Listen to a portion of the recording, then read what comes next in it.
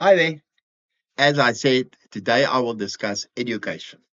Before I start, please subscribe, like this video, share this video, and please feel free to ask me questions and to send a comment. In my days, as a youngster at school, 50% was the pass rate. We had to do it. 49% meant that you failed. So we really worked, and education worked. And there was facilities, technical schools and academical schools and colleges and things like that, that actually could take students and train them in the area applicable to that individual. In 1994, everything changed. The ANC had a plan. Now the question is, how do you eat the elephant? Bite by bite. And they had a change that they couldn't implement overnight. And there was a deliberate reason for that change, which I will discuss at the end of this video. So the first thing they did is they put all schools under government control, and they would supply everything to the school. And that created an overnight overcrowding of schools and schools not receiving anything. After some legal battles, the Model C school was established, where parents actually pay school fees. And of course, with school fees, you can have a budget. Where I was teaching at a school, at a high school, I was a woodwork and a technology teacher. I had a fantastic budget to teach on. But let's go back to teaching. In 94, they introduced outcome-based education. And just by the word, I'm not going to spend a lot of time on it, and I'm not going to discuss examples. It's just that you can't give a child a learning subject. The impact of the Second World War. How do you freeze water? What happens when it evaporates? And get him to go and look and think about the outcome. And then if he's wrong, you must just say, thank you, you received an outcome. It's ridiculous. Imagine going for an operation, a brain operation with a doctor that studied on outcome. And if you pass away in the operation, he just said, I didn't achieve my outcome. So yes, outcome-based education just backfired continuously. But in 2012, they changed to CAPS, CAPS, which was a better subject. But subject changes came. You needed 2 languages. You needed math or math literacy. Problem with math literacy is you get a guy with a school leaver certificate that can't tell you what 7 times 4. That's the problem. And then, of course, sorry for the teachers, this lovely subject, life orientation. For 12 years, a child needs to finish the subject, life orientation. And by the age of 11, 12, they teach them how to use condoms. And by 13, they teach them everything about each and every drug. And the result is that not hundreds, thousands of girls are now mothers. Children should not have children. But if you teach a child at the age of 11 or 12 about a condom, he wants to go and try it out. So it's a big failure. So sorry for the life orientation teachers, but your subject is a failure.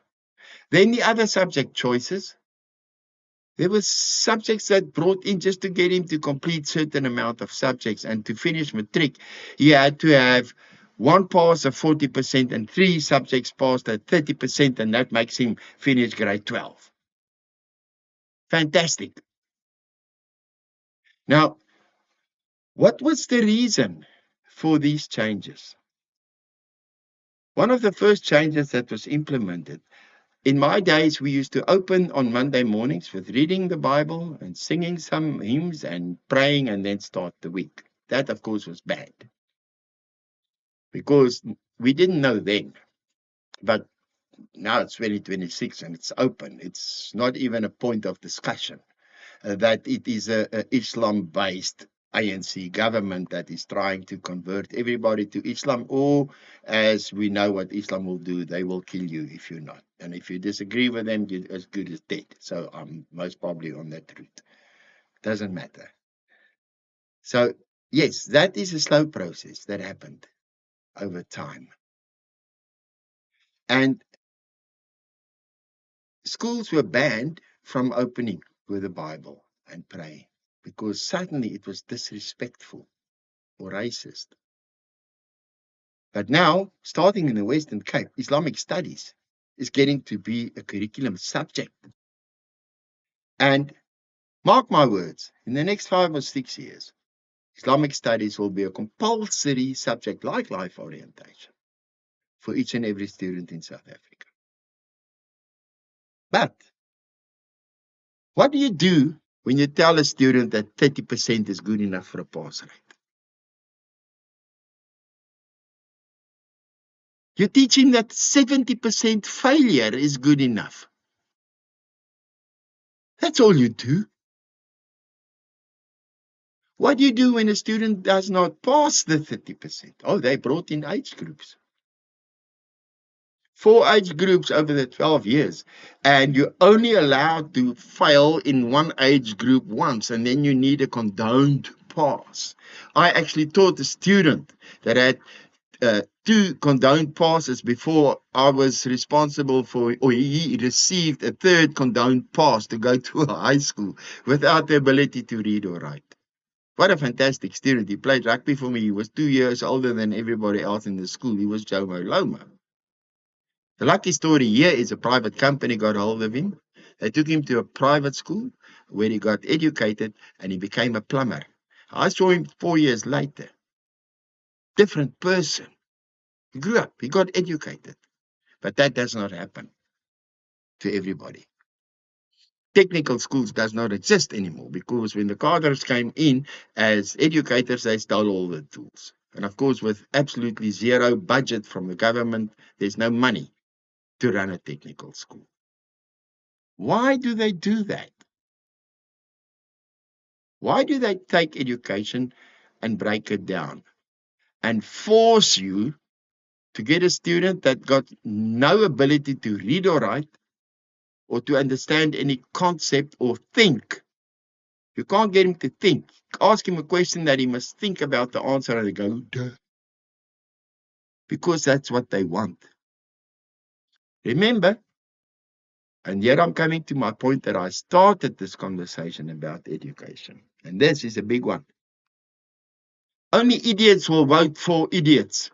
If you got a brain, you will not vote for a party that cannot give you employment, that cannot give you medical service, that cannot give you infrastructure, that destroys the economy just to build a Muslim state.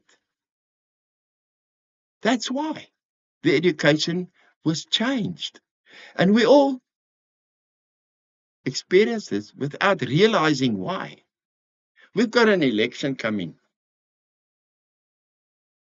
I call it an IQ test. How many idiots will vote? And the results will show. How many people with brains will vote? And the results will show. I'm not saying it's stupid. I'm saying the ability to use your brain. And that was the result of changing education. I can see our youth today, where I live. They sit at home all day, outside on the pavements with their okka pipes and they smoke dagga, and they've got no intention of going to look for a job because there is no job. They've got no intention of going to a college because the colleges don't exist. Private schools exist, extremely expensive, where gang lords and billionaires and politicians' children attend, where the school fees per annum is more than what 90% of South Africa earn per annum. But they can afford that, and they don't have to put their children through the system that they force their voters' children to attend. So yes, education has failed.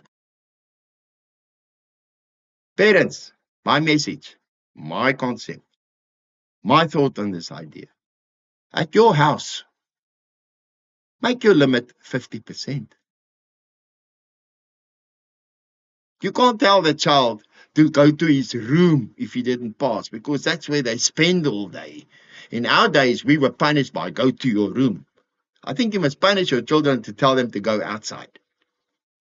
But take the responsibility for your child's future. Make sure that he gets the right education. Make sure that he performs. Make sure that he gets into the habit to work and not into the habit to do nothing. If your child goes to school without a bag or without a pen and without a pencil, it's on you to blame. Yes, that was education. Please give me your feedback. Give me your comments. Ask me questions. Subscribe and like. May God bless you. Have a lovely day.